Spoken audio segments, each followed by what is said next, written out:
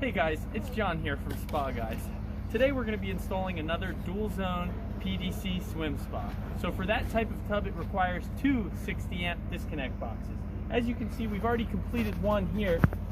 We're going to just be putting in another one exactly the same as that, just right here. So I already went ahead and drilled my hole. The electrical panel is right inside, so the next step is just to feed the wire in, put it in our liquid tight flex conduit, and then connect to another disconnect box. So I'm going to take you on inside and I'm going to show you what we got in there. So here we are down in the basement. Up here it's tough to see, but that's where our hole in is. This is the wire that we brought in. If you look down here you can see I already tapped into the box and I secured it in there. That took a little bit of time, so I didn't want you guys waiting around. But basically what's next is I just have to connect my two hot lines, red and black, to my 60 amp breaker right here.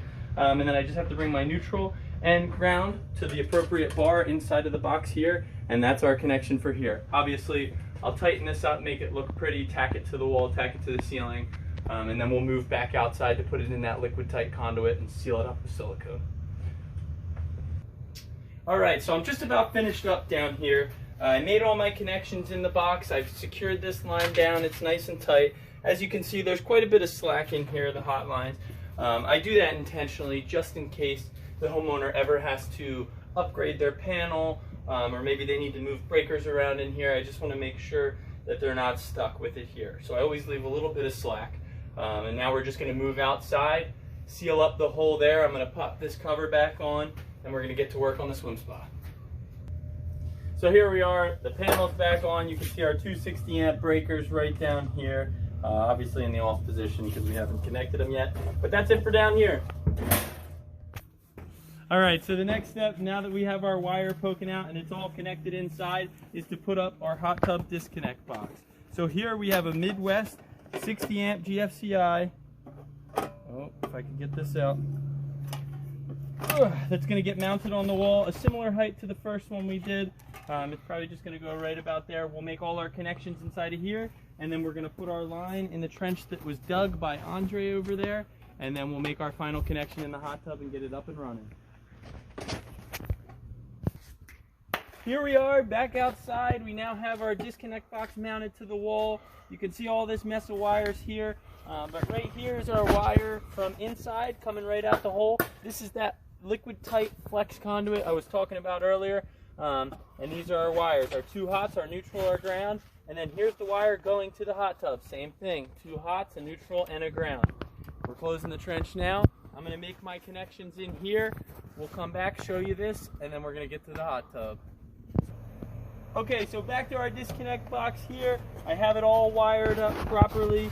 Again, power in here, power to our hot tub there. Here's our 60 amp GFCI, and just a reminder, this GFCI is crucial, whether it's a swim spa, a hot tub, anything water related that you're powering with electricity. This GFCI is your #1 safety feature. All right, so this, if there's any kind of electrical current in the water that could harm you, we'll say, this is gonna save you. All right, so always make sure you have a GFCI when you're having a hot tub installed. Alrighty, now the faceplate cover is on. Time to close this up. We're going to clamp these down here and we're going to silicone our hole, and that's it here. Onto the swim spa. Okay, so here we are at the swim spa. The trench came from over there all the way to right here. You can see my two lines in, 1 and 2.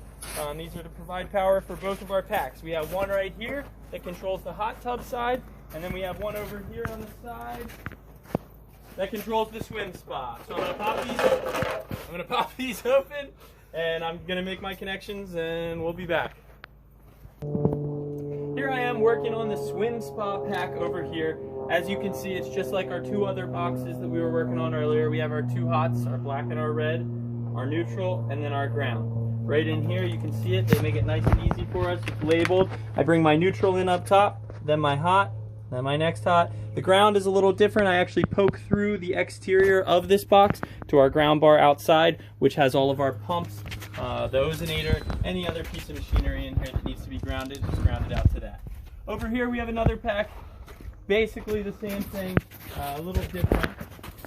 But when it comes down to it, we have the same connection here. We have our white, black, red, poke through the box to our ground bar. So I'm going to go ahead and get those done, and then we'll come on back. Okay, so we're done wiring up. As you can see here, all my wires are in. It doesn't look much different. They're just in the bar exactly where I told you I'd put them. Same goes for over here. We're all wired up. Now we just got to pop those covers back on. It's time to fire this baby up. Alrighty, now that we have it all closed up and all wired up, you can see that it's working. Now the final step is just to close the panels and throw some chemicals in. Okay, as you can see, we are all closed up here. The spa is up and running. The customers are nice and happy. So we're done here today. Again, if you enjoy the content, please feel free to like and subscribe. And if you have any questions for us, hit us in the comments. Thank you for watching the Spa Guys.